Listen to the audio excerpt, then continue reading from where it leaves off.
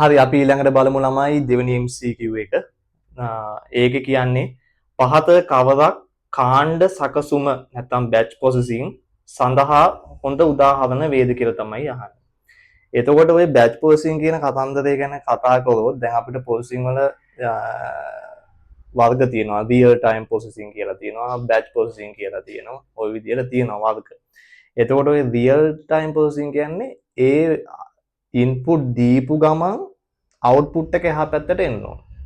Example එකක් විදිහට හිතන්නකෝ දැන් බ්‍රේක් සිස්ටම් එකක බ්‍රේක් ගහපු ගමන් බ්‍රේක් වදින්න එපා. අන්න ඒ වගේ ඒවා තමයි රියල් ටයිම් ප්‍රොසෙසින්.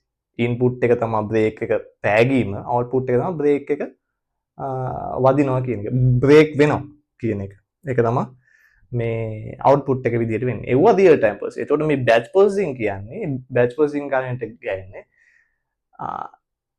කාණ්ඩ වශයෙන් අපි හිතමු ඕකට හොඳ උදාහරණයක් තමයි ප්‍රසිද්ධ උදාහරණ එක්සාම් පේපර් වල එහෙම එනට එනවා. ඒ උදාහරණය තමයි සේවකගේ සැලරි සෑදීම කියන එක.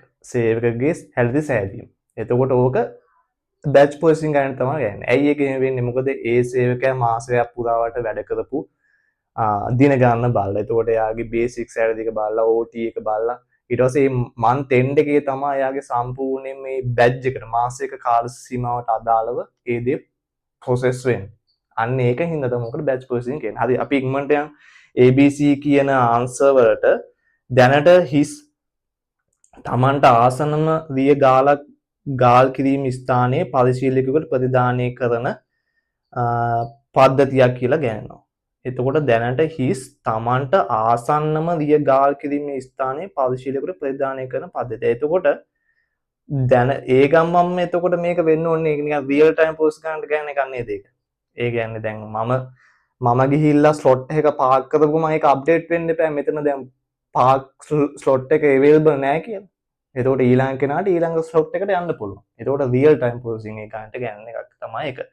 B එකේ කියන්නේ පරිගණකයක ගොනු සෑම දිනයකම දවස අවසානයේදී ස්වයංක්‍රීයව උපස්ථානය කරන පද්ධතිය. ඒ කියන්නේ බෑකප් කරන පද්ධතිය. ඒ කියන්නේ මුළු දවස පුරාම කම්පියුටරේ තියෙන ෆයිල් ටික ඩේ එන්ඩ් එකේ බෑකප් වෙනවා. අන්න ඒක ඒතකොට නිකන් බැච් ප්‍රොසෙසින් ගන්න නේද වැටෙන්නේ. එතකොට ඒ වගේ එකක් බැච් ප්‍රොසෙසින් ගන්න තමයි වැටෙන්නේ.